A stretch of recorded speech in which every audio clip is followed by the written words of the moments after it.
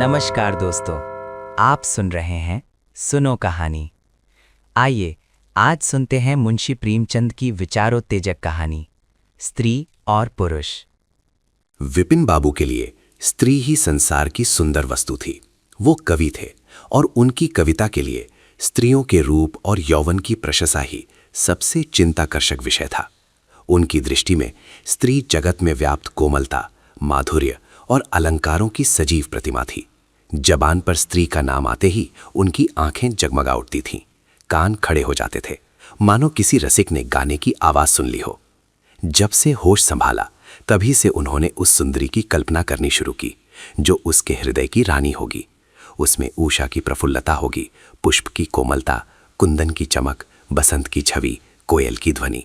वो कवि वर्णित सभी उपमाओं से विभूषित होगी। वो उस कल्पित मूर्ति के उपासक थे, कविताओं में उसका गुण गाते। वो दिन भी समीप आ गया था जब उनकी आशाएं हरे हरे पत्तों से लहराएंगी, उनकी मुरादें पूरी होंगी। कॉलेज की अंतिम परीक्षा समाप्त हो गई थी और विवाह के संदेशे आने लगे थे। विवाह तय हो गया। विपिन बाबू ने कन्या को देखने का बहुत आग्रह किया, लेकिन जब उनके मामू ने विश्वास दिलाया कि लड़की बहुत ही रूपवती है, मैंने अपनी आंखों से देखा है, तब वो राजी हो गए। धूमधाम से बारात निकली और विवाह का मुहूर्त आया। वधू आभूषणों से सजी हुई मंडप में आई तो विपिन को उसके हाथ पांव नजर आए। कितनी सुंदर उंगलियां थीं, मानो दीप शिखाएं हों। अंगों की शोभा कितनी मनोहारिणी थी, विपिन फूले न समाये। दूसरे दिन वधू विदा हुई तो वो उसके दर्शनों के लिए इतने अधीर हुए कि ज्यों ही रास्ते में कहारों ने पालकी रखकर मुंह हाथ धोना शुरू किया, आप चुपके से वधू के पास जा पहुंचे। वो घूंघट हटाए पालकी से सिर निकाले बाहर झांक रही थी। विपिन की निगाह उस पर पड़ गई। ये वो परम सुंदर रमणी न थी जिसकी उन्होंने कल्पना की थी, जिसकी वो बरसों से कल्पना कर रहे थे। ये एक चौड़े मुंह, चिपटी नाक और फूले हुए गालों वाली कुरूपा स्त्री थी।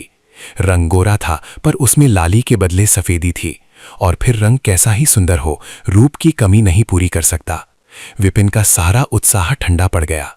हाँ, इसे मेरे ही गले पड़ना था। क्या इसके लिए समस्त संसार में और कोई ना मिलता था? उन्हें अपने मामू पर क्रोध आया जिसने वधू की तारीफों के पुल बांध दिए थे। अगर इस वक्त वो मिल जाते तो विपिन उनकी ऐसी खबर लेता कि वो भी याद करते। जब कहारों ने फिर पालकियां उठाईं तो विपिन मन में सोचने लगा, इस स्त्री के साथ कैसे मैं बोलूंगा, कैसे इसके साथ जीवन काटूंगा। इसकी ओर तो ताकने ही से घृणा होती है। ऐसी कुरूपा स्त्रियां भी संसार में हैं, इसका मुझे अब तक पता न था। क्या मुंह ईश्वर ने बनाया है, क्या आंखें हैं। मैं और सारे ऐबों की ओर से आंखें बंद कर लेता, लेकिन वो चौड़ा सा मुंह। भगवान, क्या तुम्हें मुझी पर यह वज्रपात करना था? विपिन हो अपना जीवन नरक सा जान पड़ता था। वो अपने मामू से लड़ा, ससुर को लंबा खर्रा लिखकर फटकारा, माँ बाप से हुज्जत की, और जब इससे शांति ना हुई तो कहीं भाग जाने की बात सोचने लगा। आशा पर उसे दया अवश्य आती थी। वो अपने खास समझाता कि इसमें उस बेचारी का क्या दोष है। उसने जबरदस्ती तो मुझसे विवाह किया नहीं, लेकिन ये दया और ये विचार उस घृणा को ना जीत सकता था जो आशा को देखते ही उसके रोम रोम में व्याप्त हो जाती थी। आशा अपने अच्छे से अच्छे कपड़े पहनती, तरह तरह से बाल संवारती, घंटों आईने के सामने खड़ी होकर अपना श्रृंगार करती, लेकिन विपिन को ये शुतुरगमच से मालूम होते।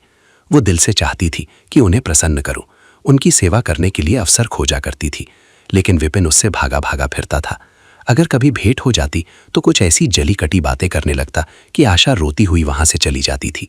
सबसे बुरी बात यह थी कि उसका चरित्र भ्रष्ट होने लगा। वो ये भूल जाने की चेष्टा करने लगा कि मेरा विवाह हो गया है। कई कई दिनों तक आशा को उसके दर्शन भी ना होते। वो उसके कहकहे की आवाजें बाहर से आती हुई सुनती, झरोखे से देखती कि वो दोस्तों के गले में हाथ डाले सैर करने जा रहे हैं, और तड़प कर रह जाती। एक दिन खाना खाते समय उसने कहा, अब तो आपके दर्शन ही नहीं होते, मेरे कारण घर छोड़ दीजिएगा क्या? विपिन ने मुंह फेर कर कहा, घर ही पर तो रहता हूं, आजकल जरा नौकरी की तलाश है, इसलिए दौड़ धूप ज्यादा करनी पड़ती है। आशा, किसी डॉक्टर से मेरी सूरत क्यों नहीं बनवा देते? सुनती हूं आजकल सूरत बनाने वाले डॉक्टर पैदा हुए हैं। विपिन, क्यों नाहक चिढ़ती हो, यहां तुम्हें किसने बुलाया था? आखिर इस मर्ज की दवा कौन करेगा? विपिन, इस मर्ज की दवा नहीं है, जो काम ईश्वर से न करते बना उसे आदमी क्या बना सकता है? आशा, ये तो तुम ही सोचो कि ईश्वर की भूल के लिए मुझे दंड दे रहे हो। संसार में कौन ऐसा आदमी है जिसे अच्छी सूरत बुरी लगती हो? किंतु तुमने किसी मर्द को केवल रूपहीन होने के कारण कुंवारा रहते देखा है? रूपहीन लड़कियां भी माँ बाप के घर नहीं बैठी रहती, किसी न किसी तरह उनका निर्वाह हो ही जाता है। उसका पति उस पर प्राण न देता हो लेकिन दूध की मक्खी नहीं समझता। विपिन ने झुंझलाकर कहा, क्यों नाहक सिर खाती हो? मैं तुमसे बहस तो नहीं कर रहा हूं। दिल पर जब्र नहीं किया जा सकता और ना दलीलों का उस पर कोई असर पड़ सकता है। मैं तुम्हें कुछ कहता तो नहीं हूं, फिर तुम क्यों मुझसे हुज्जत करती हो? आशा ये झिड़की सुनकर चली गई। उसे मालूम हो गया कि इन्होंने मेरी ओर से सदा के लिए हृदय कठोर कर लिया है। विपिन तो रोज सैर सपाटे करते, कभी कभी रात को गायब रहते।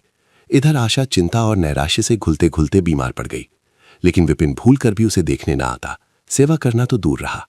इतना ही नहीं, वो दिल में मानता था कि वो मर जाती तो गला छुटता, अब की खूब देखभाल कर अपनी पसंद का विवाह करता। अब वो और भी खुल खेला। पहले आशा से कुछ दबता था, कम से कम उसे ये धड़का लगा रहता था कि कोई मेरी चाल ढाल पर निगाह रखने वाला भी है। अब वो धड़का छूट गया, कुवासनाओं में ऐसा लिप्त हो गया कि मर्दाने कमरे में ही जमघटे होने लगे। लेकिन विषय भोग में धन ही का सर्वनाश होता, इससे कहीं अधिक बुद्धि और बल का सर्वनाश होता है। विपिन का चेहरा पीला लगा, देह भी क्षीण होने लगी, पसलियों की हड्डियां निकल आईं, आंखों के इर्द गिर्द गढ़े पड़ गए। अब वो पहले से कहीं ज्यादा शौक करता, नित्य तेल लगाता, बाल बनवाता, कपड़े बदलता, किंतु मुख पर कांति न थी। रंग रोगन से क्या हो सकता। एक दिन आशा बरामदे में चारपाई पर लेटी हुई थी। इधर हफ्तों से उसने विपिन को ना देखा था। उन्हें देखने की इच्छा हुई। उसे भय था कि वो सनाएंगे, फिर भी वो मन को ना रोक सकी। विपिन को बुला भेजा। विपिन को भी उस पर कुछ दया आ गई, आकर सामने खड़े हो गए। आशा ने उनके मुंह की ओर देखा तो चौंक पड़ी।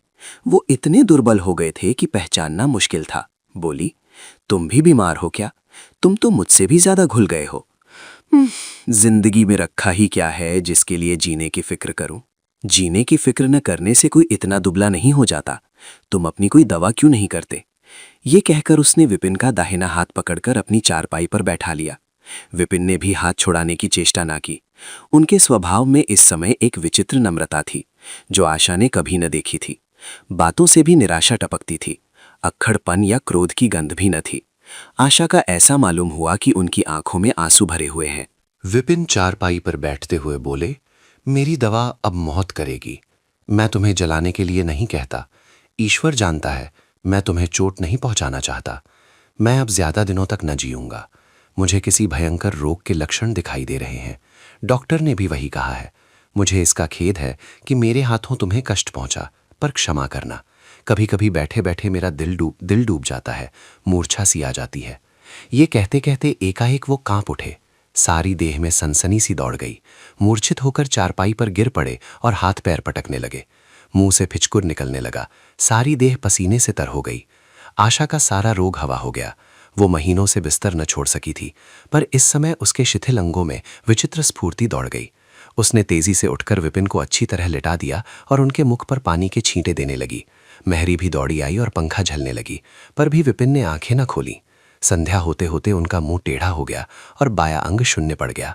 हिलाना तो दूर रहा, मुंह से बात निकालना भी मुश्किल हो गया। ये मूर्छा न थी, फालिज था। फालिज के भयंकर रोग में रोगी की सेवा करना आसान काम नहीं है। उस पर आशा महीनों से बीमार थी, लेकिन उस रोग के सामने वो पना रोग भूल गई। 15 दिनों तक विपिन की हालत बहुत नाजुक रही। आशा दिन के दिन और रात की रात उनके पास बैठी रहती। उनके लिए पत्थे बनाना, उन्हें गोद में संभाल कर दवा पिलाना, उनके जरा जरा से इशारों को समझाना उसी जैसी धैर्यशाली स्त्री का काम था। अपना सिर दर्द से फटा करता, ज्वर से देह तपा करती, पर इसकी उसे जरा भी परवाह न थी। 15 दिनों बाद विपिन की हालत कुछ संभली। उनका दाहिना पैर तो लुंज पड़ गया था, पर तोतली भाषा में कुछ बोलने लगे थे। सबसे बुरी गत उनके सुंदर मुख की हुई थी। वो इतना टेढ़ा हो गया था जैसे कोई रबर के खिलौने को खींचकर बढ़ा दे। बैटरी की मदद से जरा देर के लिए बैठे या खड़े तो हो जाते थे, लेकिन चलने फिरने की ताकत न थी। एक दिनों लेटे लेटे उन्हें क्या ख्याल आया, आईना उठाकर अपना मुंह देखने लगे। ऐसा कुरूप आदमी उन्होंने कभी न देखा था। आहिस्ता से बोले, आशा, ईश्वर ने मुझे गरूर की सजा दे दी। वास्तव में मुझे ये उसी बुराई का बदला मिला है जो मैंने तुम्हारे साथ की। अब तुम अगर मेरा मुंह देखकर घृणा से मुंह फेर लो तो मुझसे उस दुर्व्यवहार का बदला लो जो मैंने तुम्हारे साथ किए हैं। आशा ने पति की ओर कोमल भाव से देखकर कहा, मैं तो आपको अब भी उसी निगाह से देखती हूं। मुझे तो आप में कोई अंतर नहीं दिखाई देता। विपिन: वाह, बंदर का समूह हो गया है। तुम कहती हो कि कोई अंतर ही नहीं। मैं तो अब कभी बाहर न निकलूंगा। ईश्वर ने मुझे सचमुच दंड दिया। बहुत यत्न किए गए पर विपिन का मुंह सीधा न हुआ। मुख का बायां भाग इतना टेढ़ा हो गया था कि चेहरा देखकर डर मालूम होता था। हाँ, पैरों में इतनी शक्ति आ गई कि अब वो चलने फिरने लगे। आशा ने पति की बीमारी में देवी की मनौती की थी। आज उसी की पूजा का उत्सव था। मोहल्ले की स्त्रियां बनाव सिंगार किए जमा थीं, गाना बजाना हो रहा था।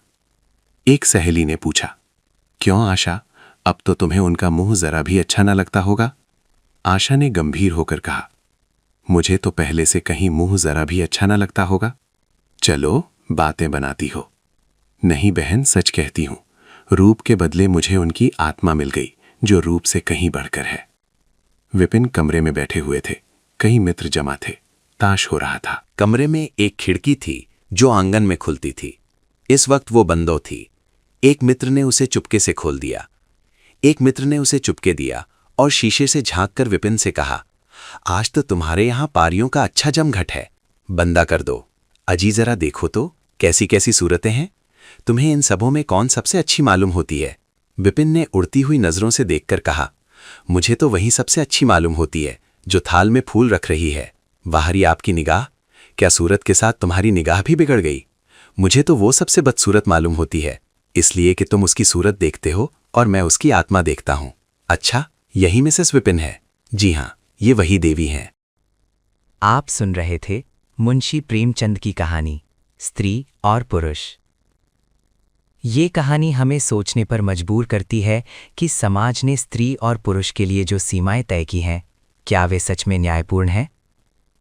अहंकार, संवेदनशीलता, अधिकार और त्याग, इन सब के बीच प्रेमचंद हमें इंसानियत की असली कसौटी दिखाते हैं।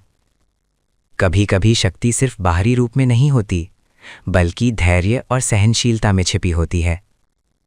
अगर ये कहानी आपके मन को छू गई हो तो वीडियो को लाइक करें और कमेंट में लिखें, सच्ची शक्ति किसमें है। ऐसी ही विचारशील और अमर कहानियों के लिए सुनो कहानी को सब्सक्राइब करना ना भूलें। धन्यवाद।